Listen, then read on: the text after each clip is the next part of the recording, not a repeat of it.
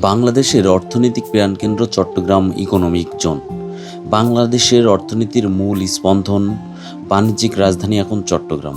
একদিকে নীল সাগরের বিশালতা, অন্যদিকে পাহাড় ও নদীর মেলবন্ধন।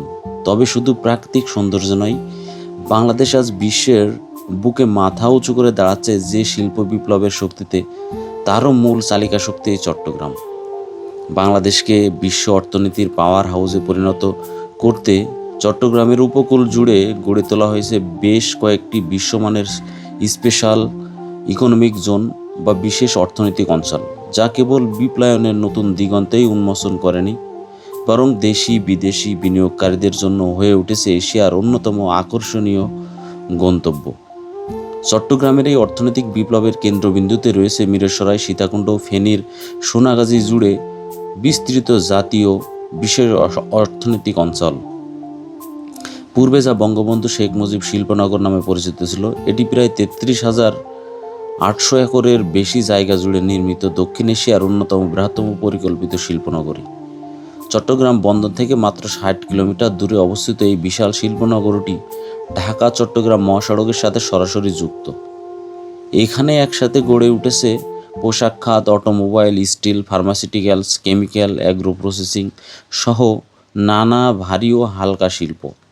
এখানে গড়ে তোলা হচ্ছে নিজস্ব অভ্যন্তরীণ কন্টেইনার পোর্ট, বিদ্যুৎ হাব, ওয়াটার ট্রিটমেন্ট প্ল্যান্ট এবং নিজস্ব কেন্দ্রীয় বর্জ্য শোধন ব্যবস্থা বা সিইটিপি।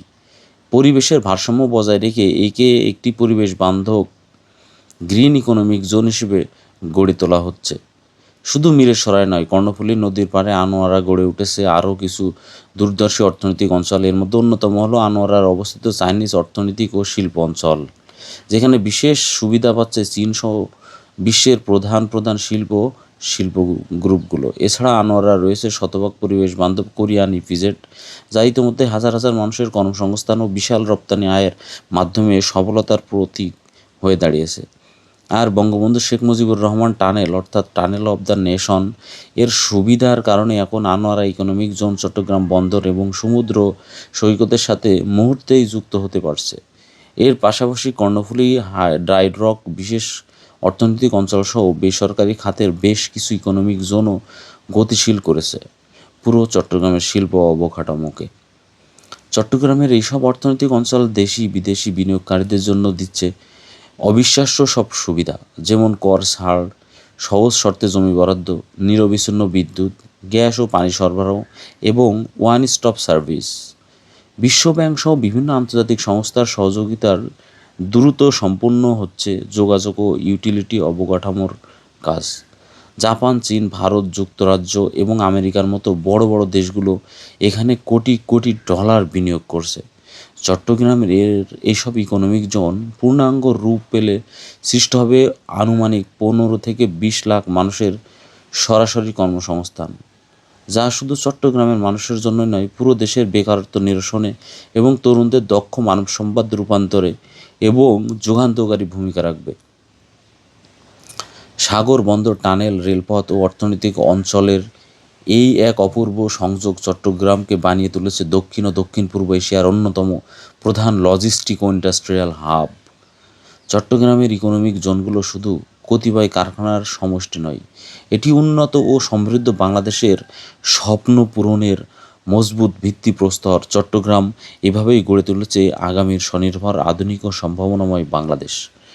ধন্যবাদ বাংলাদেশ সরকারকে এভাবে একটি সুন্দর ইকোনমিক জোন বাংলাদেশের মানুষের কর্মসংস্থানের ব্যবস্থা করে দেওয়ার জন্য।